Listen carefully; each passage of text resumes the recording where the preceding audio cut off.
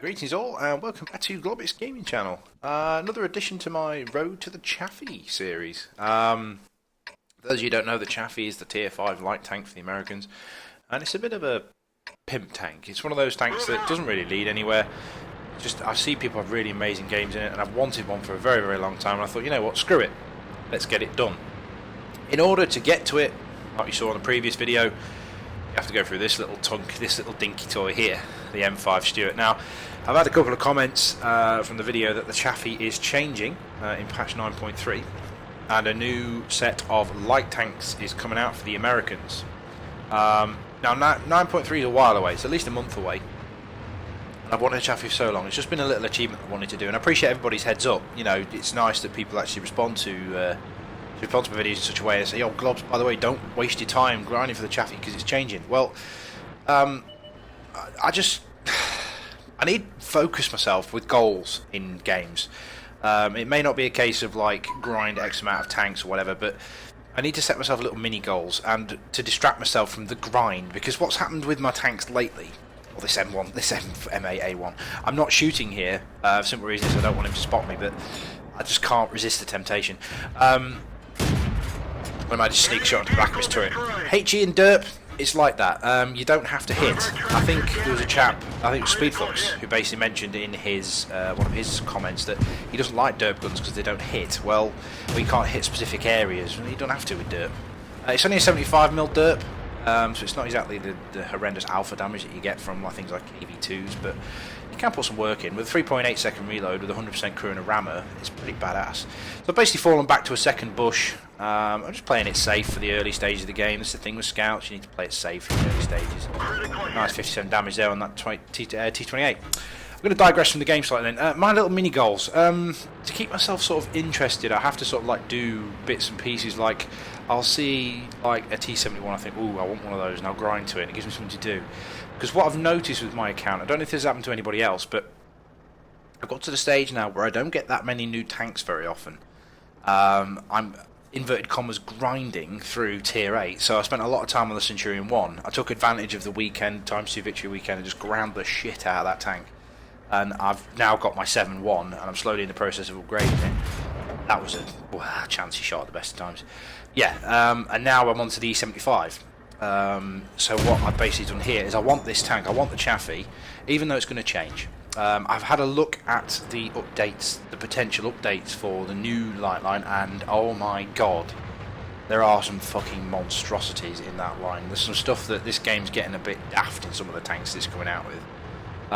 For example, there's a tier 8 light tank with a 152mm KV2 gun on it, which is completely fucking pointless, but it's going to be hilarious, don't get me wrong. And my chain of thought for this is I'm going to get the Chaffee unlocked because there might be a chance. The Chaffee's going to tier 5 still, but it's losing its top turret as far as I understand, and there is another tank coming out with the Chaffee's top turret. I think it's the Bulldog. I think it's the Bulldog. I know that I'll get corrected in the comments. I think it's the Bulldog. You might get that as well. You don't know. Again, as well with the FV4202, I've had conflicting reports. One from Quojin, who's been blogging and looking at things, and he's basically said you're not going to get the 4202 now as a premium tank, but it's going to be issues with the tier 10 heavies. It's just one of those.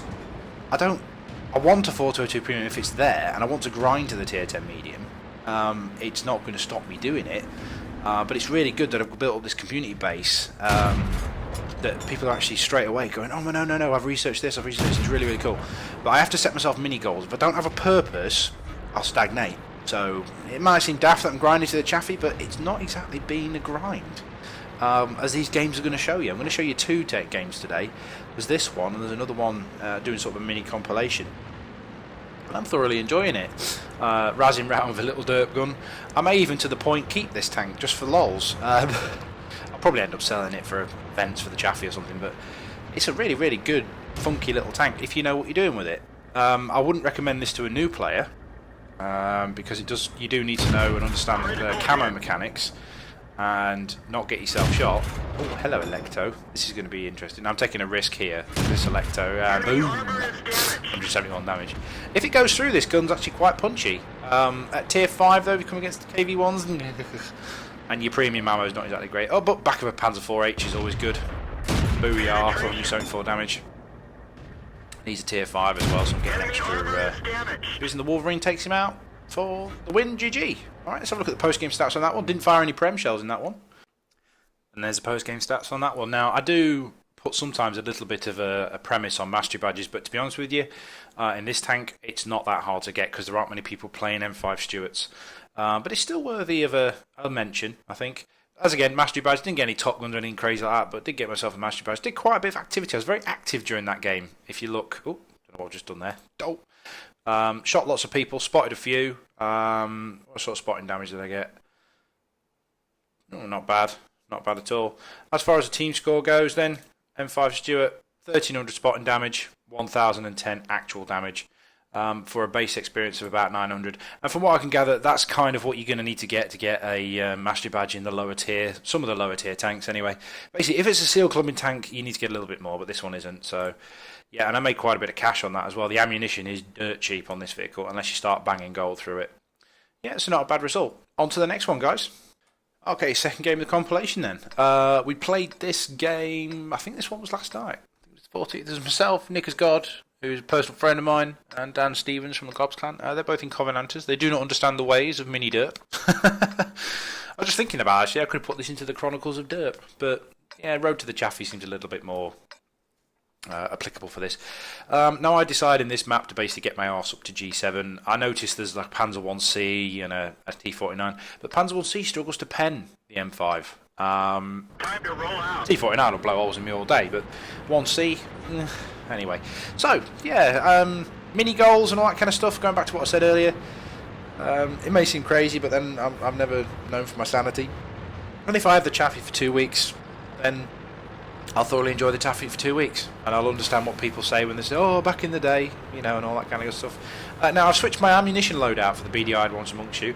I was noticing that I was running out of normal shells with a 3.8 second aiming time.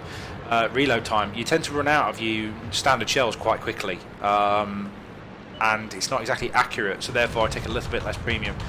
But the T49's found the Panzer 1C, and I've loaded gold for him, which is a bit of a waste, but he has got lots of flat panels, and I want to be able to do that nice, clean 120 damage to him.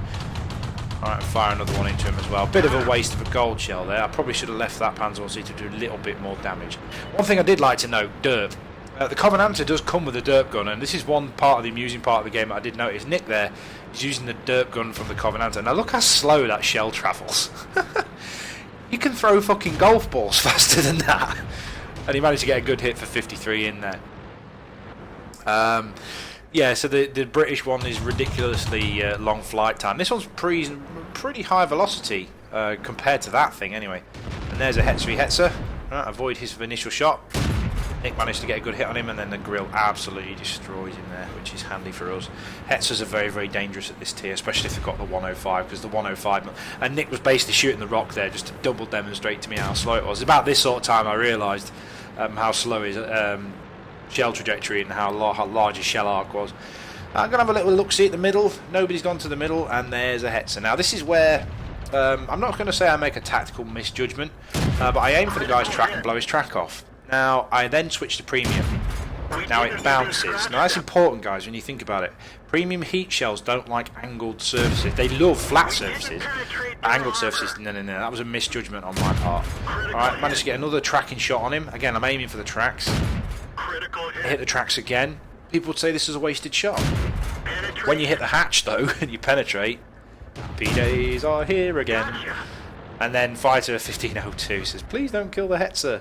And then you have to respond with the obvious response, you know, Hetzer got hetzed. Yep, he's all for kicking out the damage in the DPM with his howitzer when it's the other way around, when he's shooting other people, but when he gets a taste of his own medicine. Now, got some pretty strong tanks down here. Got an AT2, which is notoriously heavily armoured. Got a Churchill 3 with a very punchy, rapid-firing gun. I don't want any part of those guys. Nick, for some reason, or some insanity overtook him, decided to go in front of those two guys, managed to get away with it, which is great. Now my shells are going to do absolutely nothing against the AT2, but I might have pissed him off if he'd stayed alive long enough.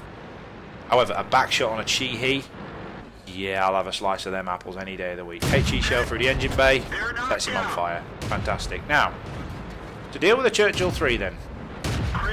72 damage. Again, HE does not care about armour. And then we're going to circle. Panzer 1C, I don't know what he's doing there. I don't know what he was expecting. Oh, artillery.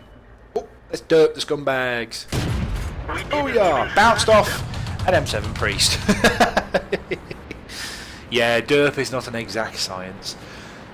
But anyway, okay. Other things to talk about, discuss. Oh, I've managed to get an Excelsior, that Excelsior replay for the first place runner-up, which is amazing. I'm downloading it from Dropbox at the moment. I'll have a look at it and see what I can do to salvage the footage. What the Link Jedi sent me to the replay companion, which was awesome. That's another fire, by the way. Was absolutely amazing, but it doesn't play that particular replay. It plays at 9 and below replays, so I need an 8.11. But he's the guy who actually did the video has actually made me a AVI copy of the video for me, and he sent it through Dropbox. So what I'm going to do, it won't be the same quality as what I normally do, but I will show you the game in itself, and I'll do a little bit of commentary over the top of it. I'm going to do it as soon as I've recorded this video. Now, I've had this a couple of times. I've been watching some games of the higher end players, Circumflexes and that, and Jingles did a series on to cap or not to cap. Now, this is a choice we have to make. All their tier 5s are left pretty much. It's just one Panzer 1C and then all their top tough heavies. And to be honest with you, all our others are out of position. I managed to get a shot, potentially not on that T1 heavy. He's not looking at me, so I can take pot shots at him. Nick's Covenanter there is not really going to do a great deal against that guy. But I managed to splash the ground up into the underbelly of the tank there, for those that you saw that. But the HE is just bouncing. Now, what I thought was going to happen here, what I suspected, our 1C's capping anyway, and I think what they were going to do there is get themselves dug in and basically resist everything, and all the friendly tanks would just go in one at a time and just get annihilated. Panzer 1C's in the base, so the cap is threatened, and we've not exactly got fast tanks to go back and deal with him. And to be slightly unfair, I was on 4 kills and a 900 damage anyway, so I didn't really give a shit. So I asked the team to cap or not. And the Panzer 1C says cap and win, so I went with him. We basically cap out. Was it the right choice? Comments below. Would you have gone in and carried on trying to kill stuff? Or would you have been content with the 900 damage and the 4 kills? Answers in the comments below then. So we farmed some loser points towards the end. So, post-game stats then. And another mastery badge. That's the second mastery badge. These 2 games were in a row as well. In fact, no, they weren't. They were one day after the other. Playing my times days, my times 2 and exactly times 5 in this case. Managed to net myself 7,000 experience. I'm halfway to the Chaffee already, and I've only played like 10 games. This tank really does seem to suit me. It's fast, it's agile, doesn't require much skill in shooting, so it seems to be really good. I did damage to a lot of high tier tanks, mostly shooting at tier 5s and tier 4s, apart from the Chaffee. I think is Chaffee a tier 4? Oh, I can't remember. Managed to net myself a base experience of 968, so that's consistent with what I said in the previous replay. Yeah, you get about 900 and that's your mastery badge. Double anybody on the team, which was cool. Special shout out to the Panzer 1C driver. Where's he? How did he get on? Where's the Panzer 1C? There he is. Came third. 408 damage in a tier 5 game. Good show. Now, I fired a few premium rounds.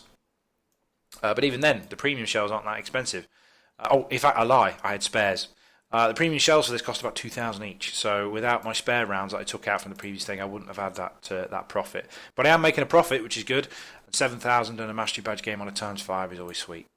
Alright, so on to the first runner-up game. Alright, I hope you enjoyed that little Road to the Chaffee video, guys. There will be more coming as I play more games in the M5 Stuart. If I play some decent ones, I'll post them up. Take care of yourselves, guys. Bye now.